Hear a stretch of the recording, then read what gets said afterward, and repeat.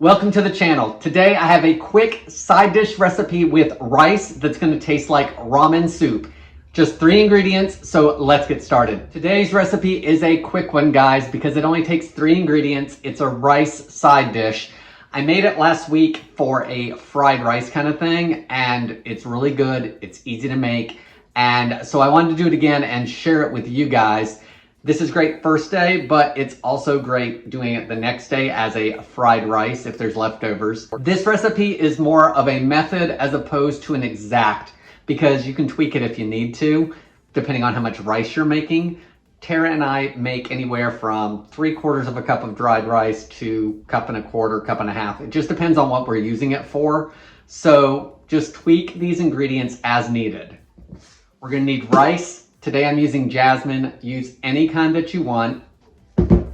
We're also going to use 2 ingredients that I did find online. Not sure if you're going to be able to find them in the stores necessarily, but one, we're going to use this Hoxy Korean Ramen Seasoning powder. It's gluten-free, it's vegan, so if you're gluten-free like we are here, this is a great option because those cheap, inexpensive packets are not gluten-free.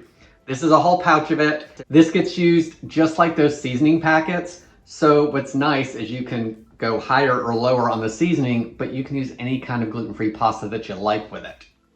Instructions are on the back on how much it recommends for using, so adjust that as necessary. Now this does still have a lot of sodium in it. It's 125 milligrams per serving, but I actually think that's probably less than what's in regular ramen packets. I'm not sure, but this one we've not tried. We did try another one that we really liked, so I'm excited for this one. It's beef flavor, but it comes in multiple flavors.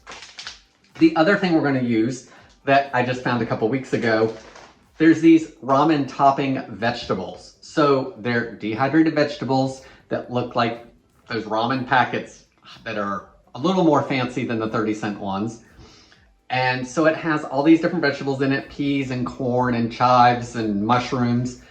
It's gluten-free, it's vegan, so another great option. Tara tried these as ramen soup and really liked it. I did it with rice and it came out great. So that's what we're gonna do now. Let's get it together.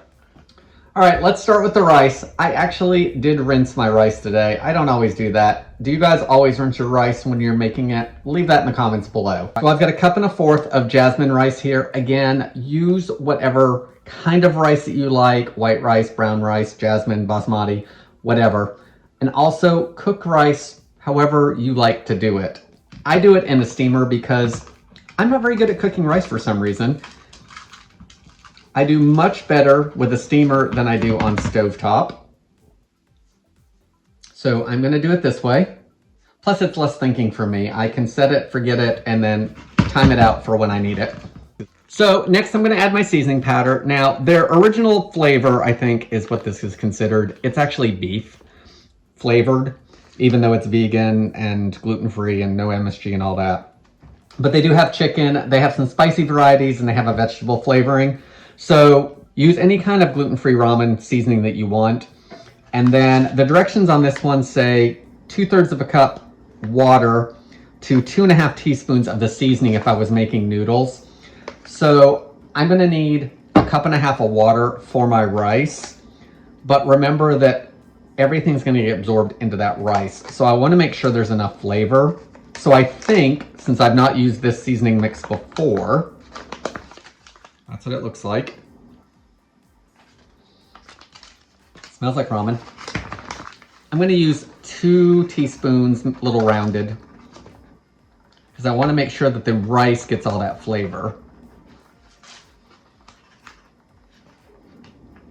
Now let's add our vegetables. We'll stir everything together, and if it doesn't look like it's as dark as I would like seasoning wise, I'll add a little bit more. So for the vegetables, this is what it looks like. These cook in the same amount of time as the ramen. So if you're making like gluten-free ramen, then you would just throw these into your boiling water with your noodles and they're done in like 3 minutes. Good way to add flavor because it's got mushrooms and all that in it, so you get some umami flavor, but it worked out really well for this rice. So I'm gonna do a little bit over 1/4 cup. I did 1/4 cup when I did 1 cup of rice last week.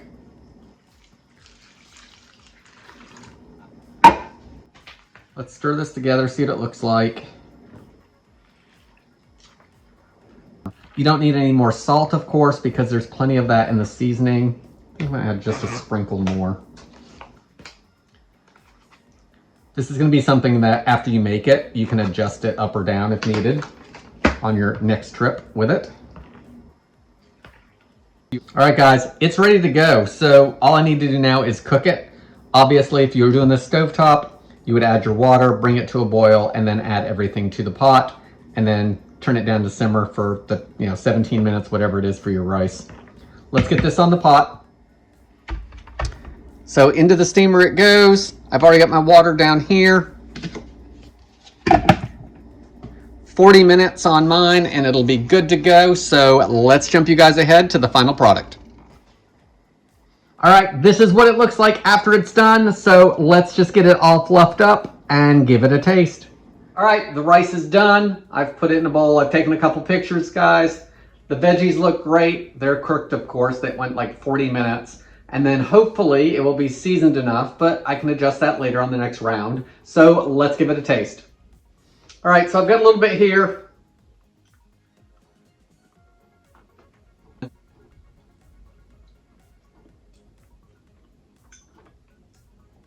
That's good. It's like ramen soup without noodles.